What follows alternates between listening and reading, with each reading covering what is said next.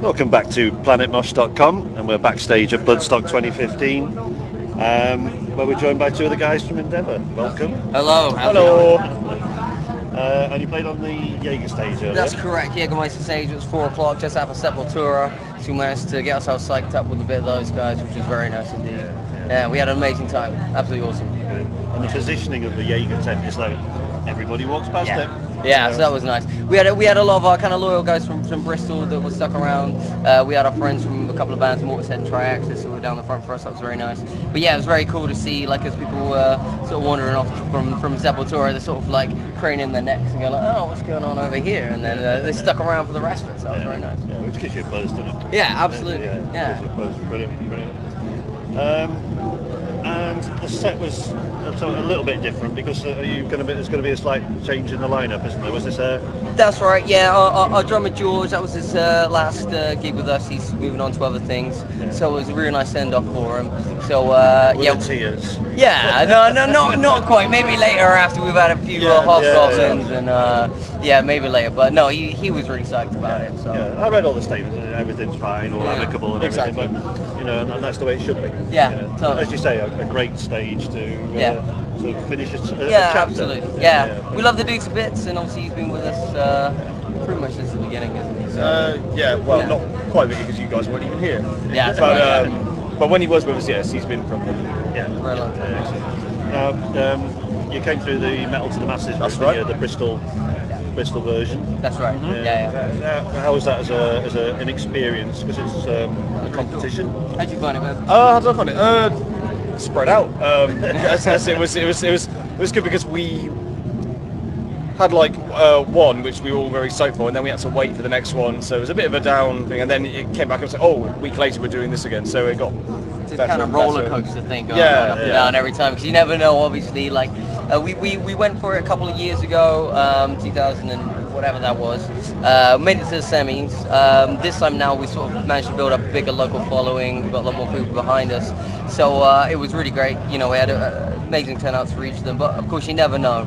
Each time round, is this going to be the one? But yeah, we went all the way through and we couldn't believe it. Really, it was so cool. The other bands that you're up against, are they guys that you sort of see regularly on the circuit and stuff like that? Yeah, absolutely. So I mean, there's that interesting thing with, I think, any kind of competition like this, where there's a massive kind of community spirit vibe, everyone's supporting each other, but then at the same time everyone's kind of like trying to up each other's game a bit, man. Which is good, because I think it drives the scene in that way, and it gets everyone to perform to their absolute best.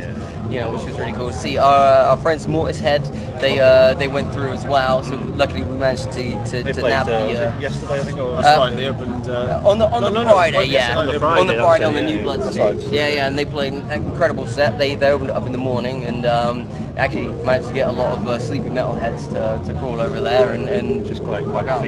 Yeah. The band sound's got quite a progressive tint to it, hasn't it? That's right. Yeah, absolutely. Was that one that sort of developed, or was it there? Yeah. Was that the idea from the start? Well, yeah, I mean, before Chris and George joined the band, it was just me and Ian just writing stuff. We got influences like Dream Theater, Opeth, and things like that, things of the progressive nature, and we just wrote all these ideas, and then eventually when George and Chris came into the fold, then it got more refined, I think, from there. I mean, these guys are kind of really, really prolific songwriters. I mean, we've got the one EP out so far, but I mean, there's got to be probably 24 albums worth of stuff that they've got backed up, all really amazing stuff. So it's all just about kind of cherry picking which ones are right for the moment, and so we picked the last 5 tracks that would fit that one well. We've got a few more that we're working on. Can't talk too much about that, but but there is stuff in the works. So it's How difficult is it for you to have that much of a body of work in the background, and then, which one? How do I? A lot of the ideas that we come up with, we just like kind of dismiss, and then like 2 years later we'll come back to them and go, oh, that might work on this idea we wrote last week. So it's never too difficult. But there are sometimes times when Ian might prefer something, or I might prefer something, you might prefer something. Yeah. But usually we've been quite like, okay, this works. Let's see how we can develop something. What's always impressed me with these guys in terms of the writing process is the way that they don't, until the song's finished, you know, it's still an ongoing process. You can always grab something from another song, things like this. I know when I've written my own stuff in the past, you always get very like, oh, this is my baby, and then like you never finish it. But these guys are very open to, oh, let's fit that one there, and it works. Makes So you like to keep it quite sort of fluid and organic and keep it sort of moving. Exactly. Yeah. I mean, that's it. I mean, we've got the prog thing going on. Obviously, there's a big element of strong musicianship throughout. Every member of the band is you know, in vein with the progressive music, always progressing technically, musically, etc. But first and foremost, it's the songwriting, it's the vibe, it's you know, writing something that people are going to get really excited about. That's the biggest thing for us. So you touched on the EP a minute or two ago, From the Darkest Grounds. How easy was that to put together then? Was it? Well, okay. George did the drums in 5 days. 2 days. Oh, sorry. 2 days. Sorry, no, that's right. 2 days. Yes, that was very good. That's right. I did the 5 tracks. I did 3 in 1 week. Then I went off and toured with a party band for 2 weeks. Then came back and then did 2 more tracks. That's right. So me and Ian, yes, we took a little bit longer on that.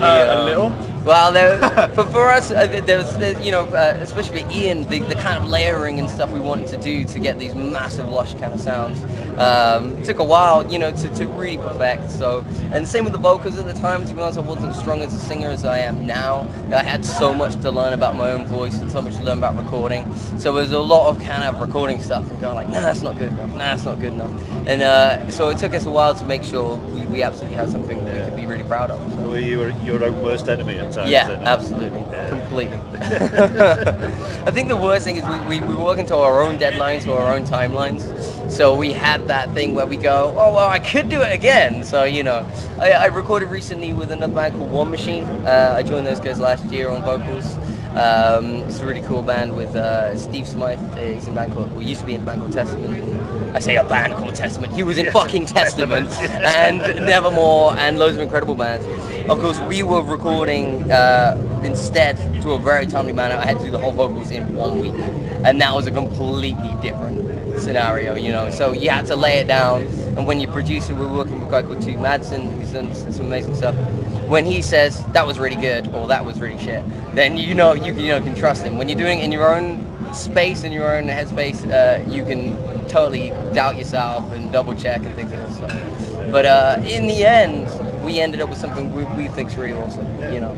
Absolutely. So what's next for you guys then after Bloodstock? You got any more sort of penciled in gig-wise? Or? Yeah, I mean we intend to keep going with a few gigs in here and there. Obviously we're going to take a little while to kind of initiate the new drummer and kind of get you know regroup as it were. Ian's busy. He's got lots of tours coming up with Onslaught because he's now playing with those guys. One Machine have the second album coming out September 18th, Final Cult. There's going to be tours and stuff coming up with that. So we've got lots of things on the go. Busy.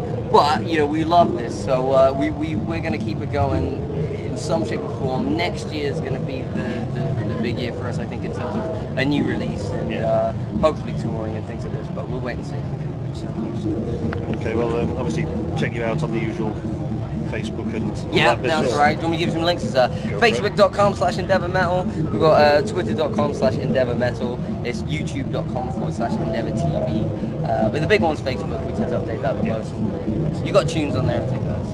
Excellent. Well, congratulations on today's set. Thank you. And best luck for the new tracks when they come out next year. And we'll be keeping a watchful eye on them, I'm sure. Thanks very much. Thanks, guys. No worries.